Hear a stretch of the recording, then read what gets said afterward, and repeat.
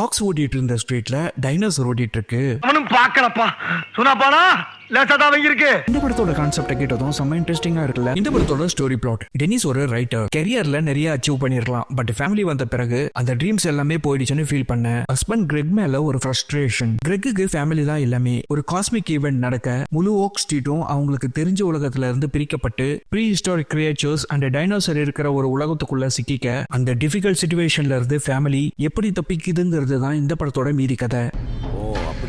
அதுவும் தூங்கி எழுந்து மறுநாள் காலையில டைனோசர் மூஞ்சில முழிச்சு ஜாகிங் ஓடுற விஷுவல்ஸ் வியர்ட் கான்ட்ராஸ்டை கிரியேட் பண்ணுது. எனக்கு வழக்கமா எல்லா டைனோசர் படத்துலயும் அதுங்க உலகத்துல போய் அதை நோண்டி விட்டு அதுங்க குட்டியை தூக்கிட்டு நம்ம ஊருக்கு வந்துருவோம். ஓ சாரி, இது காட்ஜிலாவா? இல்லனா இங்க இருந்து ஒரு ஊரையே கூட்டிட்டு போய் அங்க காவு கொடுப்போம். பட் இந்த மூவி அப்படி கிடையாது. அவங்க நம்மள மாதிரி நார்மல் பீப்புள் கிடையாது गाइस. இந்த படத்தோட final verdict, the end of oak street pure dinosaur movie இல்லாட்டியும் டைனோசரை பேக் ட்ராப்பா யூஸ் பண்ணி ஒரு உடைஞ்சு போன ஃபேமிலி ஒரு பெரிய கிரைசிஸ் வந்ததும் எப்படி ஒன்னாகிறாங்கன்றத சொல்ற ஒரு சர்வைவல் டிராமா. இந்த படத்தோட ரேட்டிங் 3.25 out of 5. வெளியில இருக்கிற மான்ஸ்டரை விட குடும்பத்துக்குள்ள இருக்கிற டிஸ்டன்ஸ் தான் பெரிய மான்ஸ்டர்.